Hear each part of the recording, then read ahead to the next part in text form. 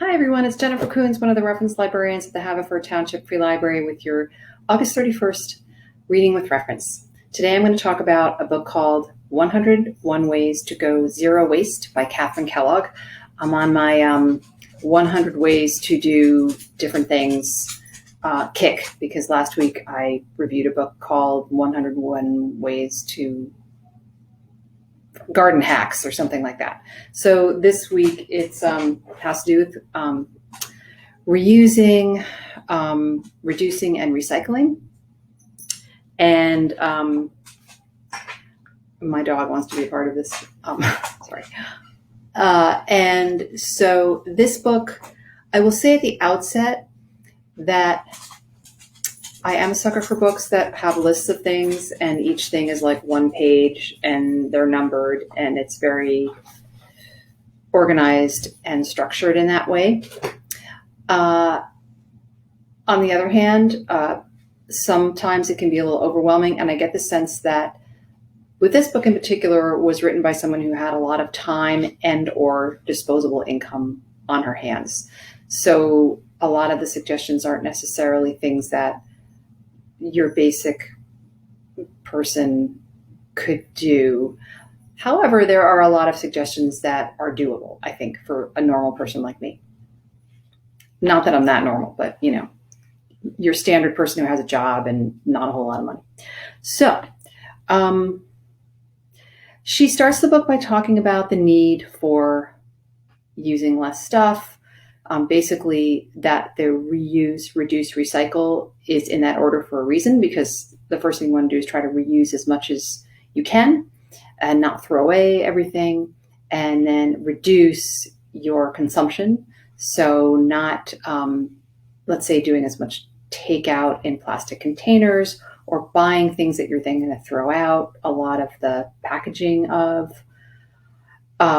And then recycling is the last thing on that, so that we think that if when we're recycling that we're doing really like great stuff. But recycling actually is sort of complex, and particularly in the case of plastics, apparently she says she doesn't have a lot of footnotes, but she does give some numbers, and I didn't look into them deeply, but she does say that about 9% of plastics are actually recycled for a number of complicated reasons. And one of them is that plastics are not a like completely recyclable material the way glass is, or aluminum. Like you can break down those two materials and make another thing that's glass or aluminum, whereas with plastic you have to kind of break it down and then turn it into something else like clothing or carpeting.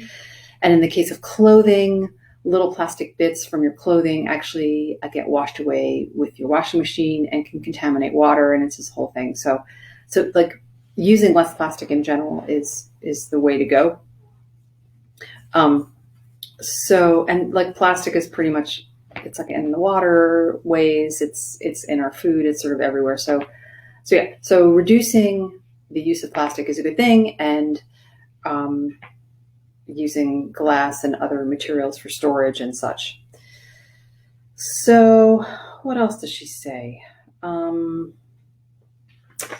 lot of information about that.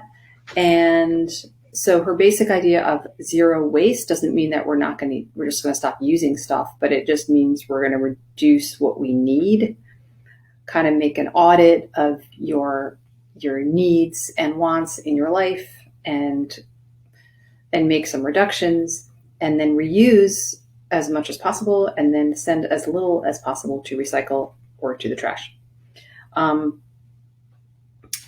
She talks about water bottles.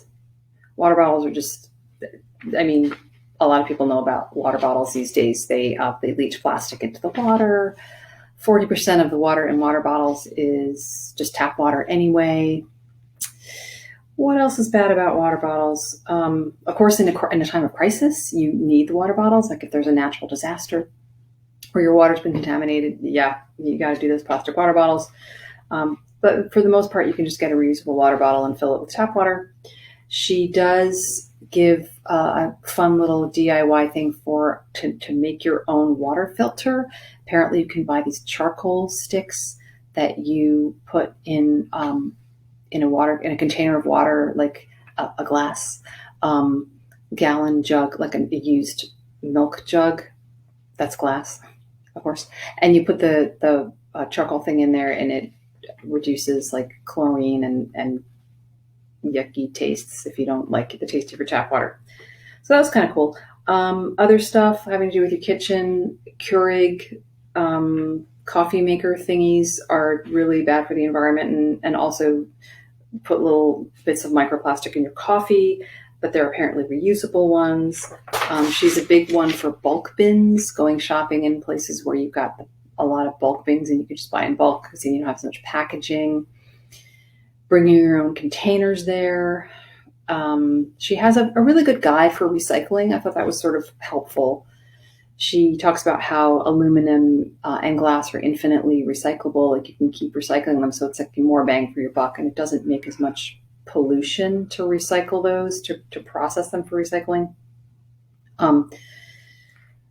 She goes into all these different things that you can recycle or compost, like used parchment paper you can put in your compost bin or like bury it in your garden if you wanted to. She talks about certain things being contaminated, and so that gives issues with recycling. For example, pizza boxes that have like little bits of pizza and oil on it, you can't recycle that. But you can recycle the part of the pizza box that doesn't have that stuff on it. But you can take the pizza box that has the bits of pizza on it and cut it up and put it in your compost bin. So what else? She has a good chapter on how to store your food without using plastic bags or plastic wrap, and I thought that was very useful. It involves a lot of tea towels, jars, and bowls with lids, basically. Personal care, she has a lot of DIY recipes, which I don't know who's going to do that, but it's kind of fun to try anyway. Either it's sort of between DIY and buying pretty expensive products that are in glass containers and don't contain ingredients that are not good for you. What else? Cleaning. She has a cool DIY deodorizing spray recipe that I thought was very simple, involving vodka and water in a spray bottle, equal parts. Apparently it helps deodorize the air. I don't know, but I'm willing to try it sometime. Thing for smelly shoes and carpet, equal 1 part ground cinnamon and 2 parts baking soda. I might try that. And then she talks about like more philosophy, like becoming a conscious consumer. She has a little page with a decision tree on how to decide what you really need to buy, what you should be buying or not buying, how to purchase. What else? Advice for travel, for being more conscious of not being wasteful when you travel, either by air, by car. Suggestions for work. One of them is pack your lunch. Use pencils. She suggests using a fountain pen. I don't think I would do that, but apparently it saves, it's not like throwing away a ballpoint pen.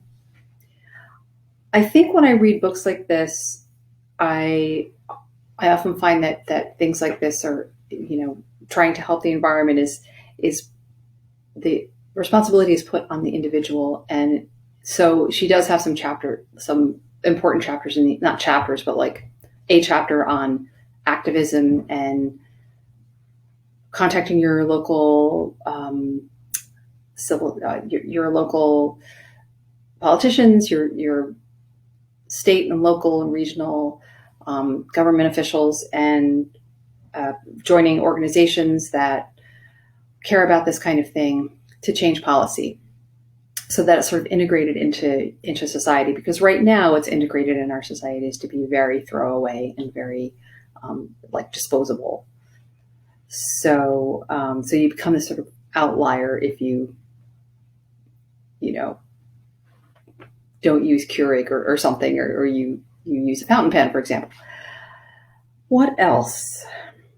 Interesting little chapter on what to do with your dead body, or what other people would do with your dead body, so that there aren't a lot of chemicals that they, put in your dead body once you. I'm sorry, I know this might offend some people, but how to dispose of a body once it's dead in a way that doesn't pollute the ground. What to do with your ashes. There's one interesting thing about wrapping your body in some material that has mushrooms in it, and then everything kind of biodegrades in a nice way. On that note, so it's kind of a fun book. It's interesting and thought-provoking. It can be, again, overwhelming to read all this stuff and think, I have to change my life. But there's some interesting and fun suggestions. And then it's also just food for thought around, this issue is much larger than just what I can do. So maybe I can get more involved or just contribute maybe to organizations that are environmentally conscious or advocate for changes in environmental policy. So thank you for listening, and nice to see, I'm not even seeing anybody, but it's nice to know that you're watching, and I will not see you next time. This will be my last reading with reference, but I've enjoyed making these videos. So goodbye. Have a lovely Labor Day weekend. Bye-bye.